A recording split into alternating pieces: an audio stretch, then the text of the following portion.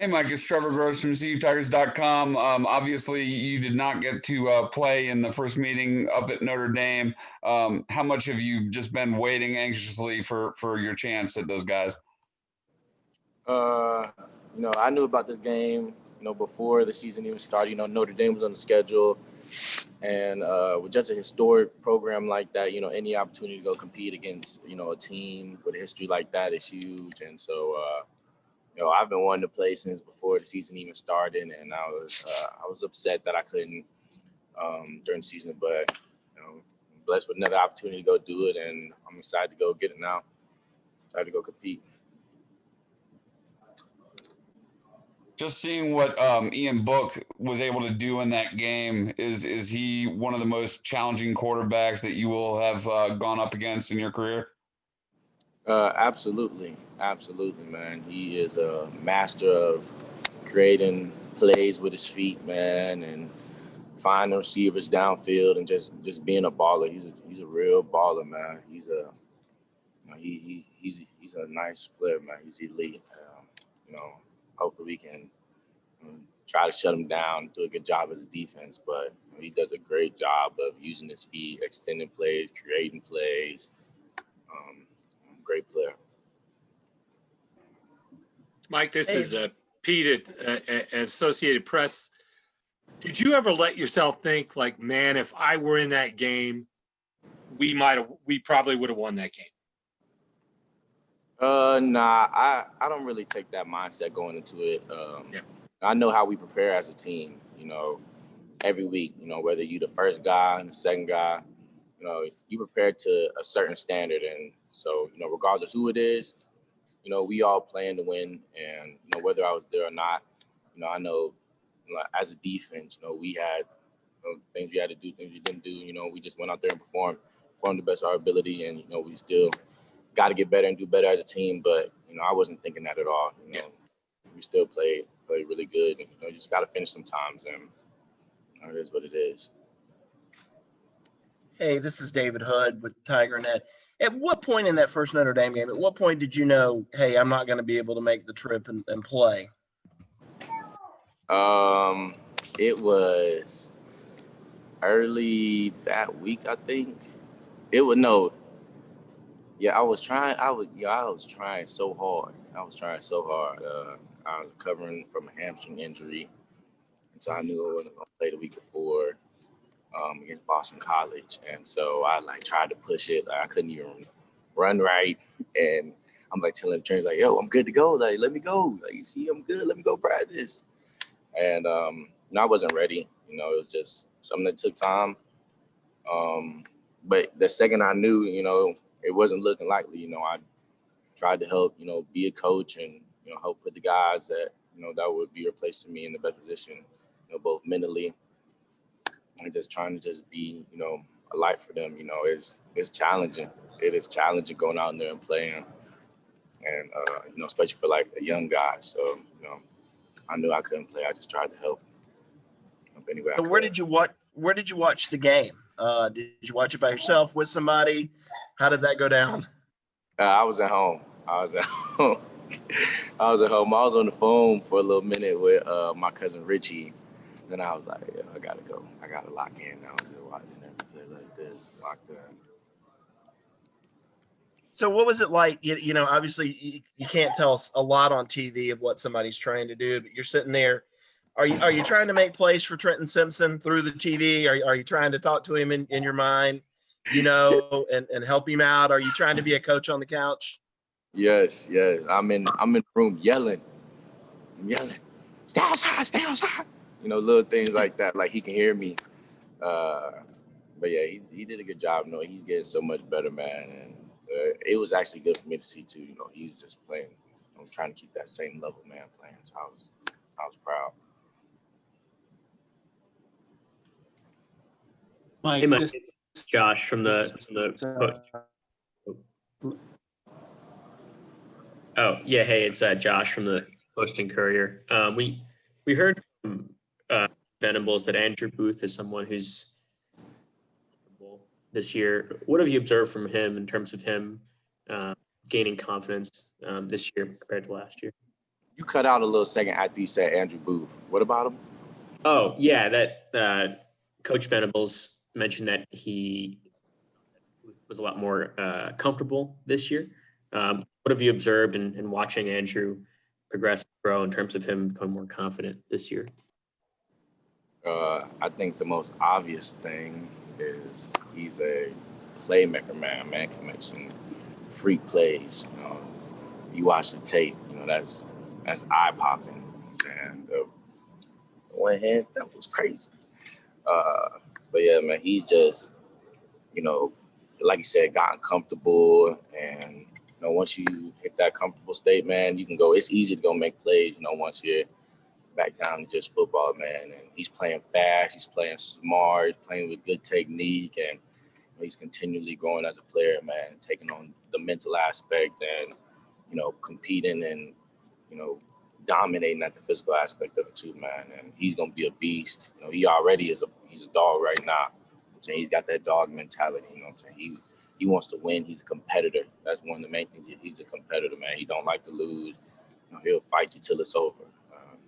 So he's grown, man, taking tremendous strides since last year. And I know by the end of this, man, he's going to be freaking amazing. Hey, Mike, Lawton Swan. In your high school career, did you ever play a team twice? And what's this rematch, kind of going into it been like for you mentally? I don't think I ever played any team, not like twice the same in the same season. Yeah, I don't think so in high school. But this rematch is like I said, it's playing somebody twice something that's like I'm not used to. So it's kind of weird. Like, usually, you have 1 week and then it's like wipe everything away. Next week, let's learn. And now we have like stuff on them. Of course, they have stuff on us. We got film. On how how they'll react to things we do. And it's not as much weird, but it's just like kind of like an open book test. But it's the same thing for them too. So I mean, it's kind of just like trying to learn the same information again and just tighten in and lock in more on certain details. Maybe that we weren't as locked in on the first time. But this is also my first time playing them, so it's a new challenge to me too. So it's a little different. Mike, can you hear me? Yeah. This is Larry Williams with TigerIllustrated.com. I know you're studying their offense, but I'm just curious, as a casual observer, their number 6 plays your position, really high-profile player. What do you think of him, and what do you admire, I guess, about his game? I actually talked to 6 a little bit, man. He's a baller. He's a dog for real. Man makes plays. He plays fast, plays physical. I mean, I feel like he kind of got it all, man. He athletic. Seen him make some good plays on the ball. Of course, he had the touchdown against us. Dude just makes plays, man. He just makes plays. He makes plays 100%. And I remember even watching him last year. It might have been like Louisville or somebody they played. And I was like, who's that other number 6 over there? Chill, bro. But nah, man, he's a baller, man. He's the truth. With college football having become such a space game with offenses, how important is it to have such a weapon at that position? Like y'all have had Dorian and Isaiah at times, and then you, and then him making such an impact for them. How crucial is it to have such a dynamic weapon at that spot? I mean, I feel like it's become a huge part of the game right now.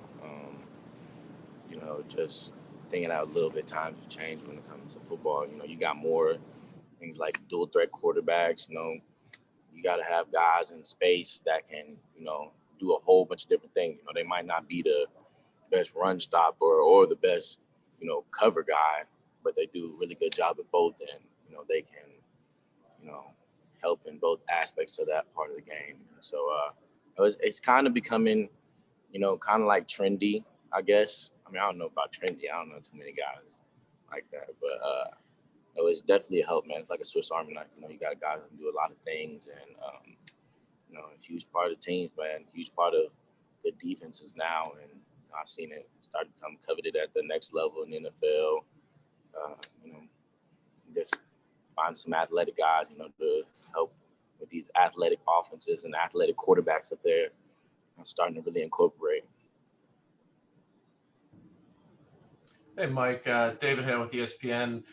You guys were so, I think, influential over the summer in the role that you took on in organizing the community protest there at Clemson, but the larger voice that you had. And I'm curious how you viewed Trevor's role in all of that, because I feel like he got probably the most attention for it. I don't know if that felt like, you know, the white quarterback in the room was getting all the attention, or whether it was sort of like, you know, this role that he had offered maybe a different spotlight on things that you guys were trying to say, and maybe gave you a little bit of a bigger megaphone to say it. Bye-bye.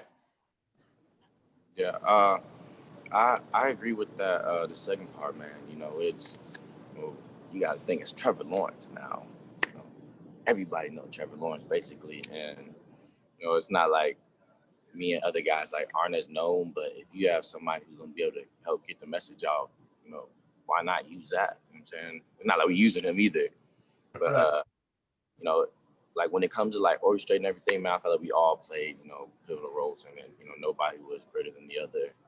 But like you said, man, we all kind of had different messages within it, and you know, his message, you know, played a big part in who he was, you know, and you know, kind of what we were trying to change, just let things be heard, and you know, with who he is and with, you know, the national spotlight on him, you know, it kind of played in perfectly with everything. So, you know, he's done a great job of everything, man. Awesome dude. You know, he truly is a great teammate, great friend, and you know, I feel like he played his role perfectly. You know, I couldn't have asked anything more from him. And I know you guys all took risks in doing that. I'm sure you all heard some blowback from folks who were probably not as open to hearing it as you might have liked.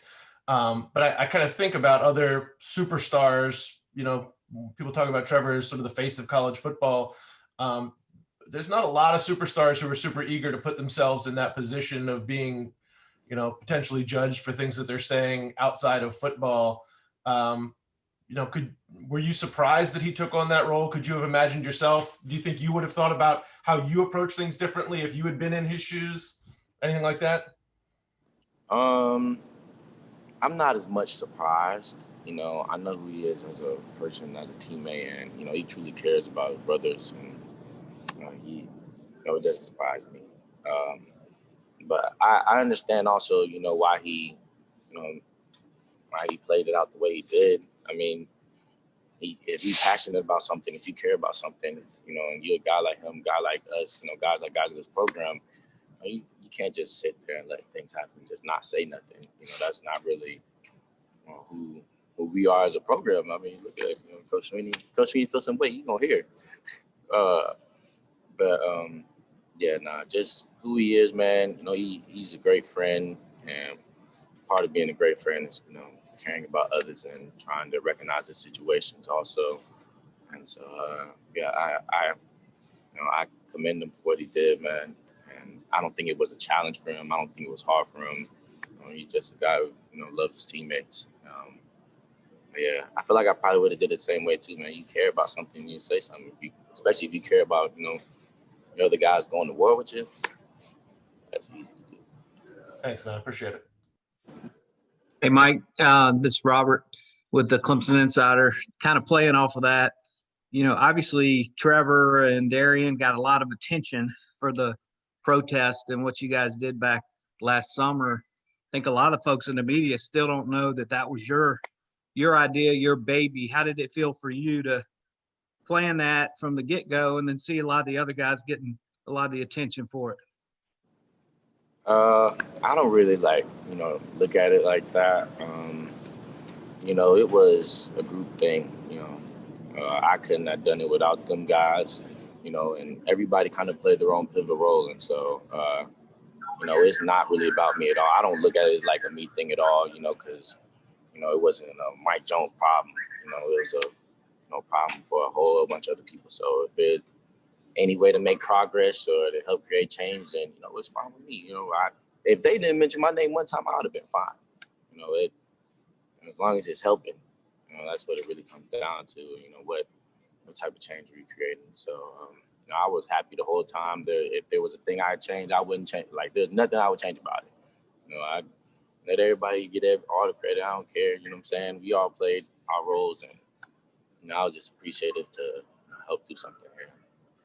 We have time for one more question for Mike. Hey, Mike, it's Trevor again. I know obviously there's so much on the line with this game, but does it add anything at all in your minds? Just a sort of sense of ACC pride, the fact that, you know, Clemson's a charter member and you've kind of dominated the league for the last 5 years, and now this one-time member that's been independent for 130 years is trying to steal your trophy. I'd say it's like more, you know, on my mind about us. You know, I think about since I've been in college, since I've been at Clemson, you know, we've won the ACC championship every year. And so, you know, this is going to our 6th in a row. And so I feel like we kind of owe it to previous teams. You know, they started it, you know, and they've maintained it and kept it over the years. They've kept the flame lit. And so, you know, it's up to us, you know, to keep that thing going. And for our seniors, you know, I want them to go out with a bang. For our young guys, I want them to see, you know, this is what we do, you know. And so not as much, you know, on the aspect of, you know, another group coming in and winning it, but more on us, you know, let's continue what we've been, you know, working on for years, you know.